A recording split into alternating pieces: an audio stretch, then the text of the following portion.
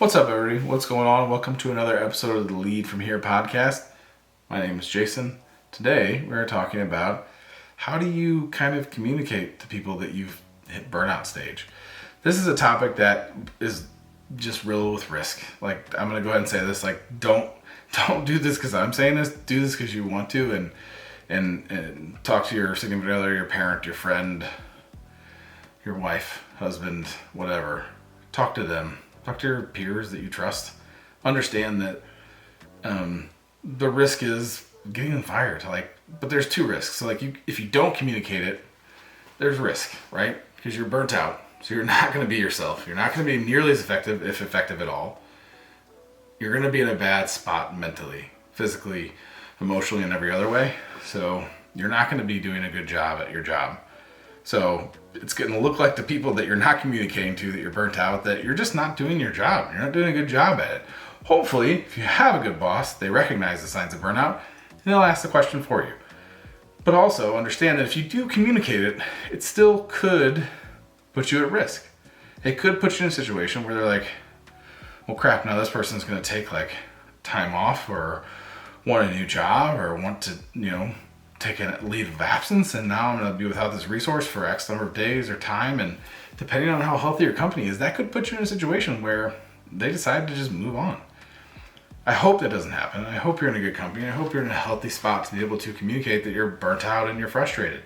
Regardless, the most important thing for you to do is if you feel like you're in the burnout phase, and you really need to be sure, but because like I said, there's a lot of risk. But once you know that you're in a burnout stage, your first step is always talk to HR. What options do you have as a United States citizen, as an employee, as a person? What options do you have that the company offers? And depending on their company's size and healthiness and how much they are driven by taking care of their employees, you're going to have a wide range of options or none.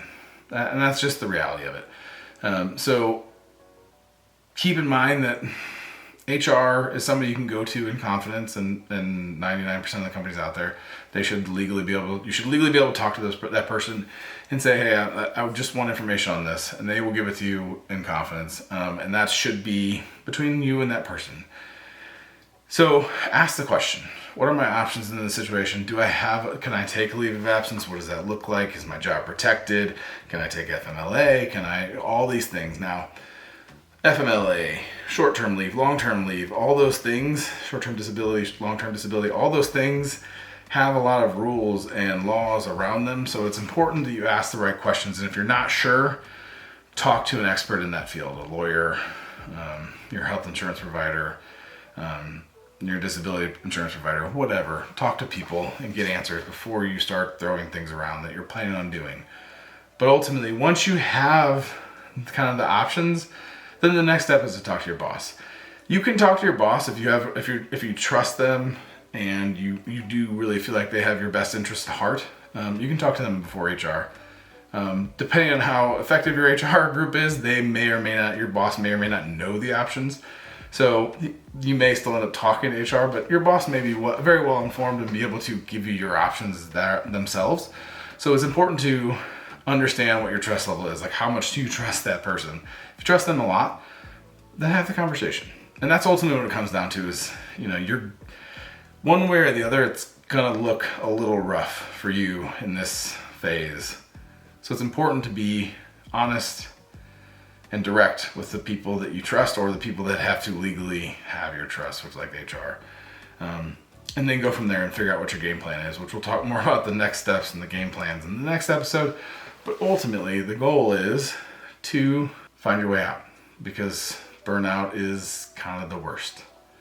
So yeah, I hope this is helpful. Jason at leavefromhere.co if you have more questions or need guidance from a mentor. This is not legal advice or anything else. This is just me talking through options and how I would approach this as an individual.